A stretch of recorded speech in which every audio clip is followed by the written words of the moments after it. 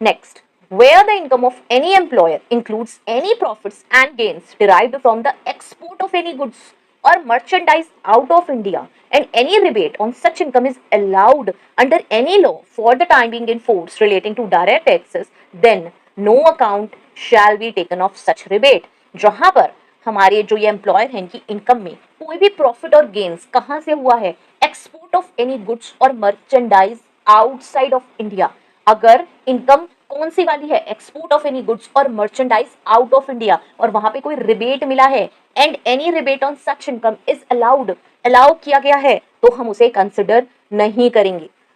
हमें इंक्लूड नहीं करने हैं रिबेट्स फॉर एक्सपोर्ट्स और अदर कोई भी जनरल रिबेट्स हैं, ठीक है, वो हमें यहाँ पे इंक्लूड नहीं करने हैं. No account shall be taken of any rebate other than development rebate और इन्वेस्टमेंट अलाउंस और डेवलपमेंट अलाउंस और क्रेडिट और रिलीफ और deduction not hereinbefore mentioned in this section in the payment of any direct tax allowed under any law for the time being in force relating to direct taxes or under the relevant annual finance act for the development of any industry. यहाँ पे हमने क्या बात करी, देखिए ऊपर हम rebate की बात कर रहे थे डी में, तो अब यहाँ पे क्या कह रहे हैं, आप इंक्लूड नहीं करेंगे कोई भी रिबेट फॉर एक्सपोर्ट्स और अदर जनरल रिबेट्स, लेकिन except for development rebate, investment allowance, development allowance या फिर क्रेडिट और रिलीफ फॉर इंडस्ट्रियल डेवलपमेंट, उसको आप ले लेंगे.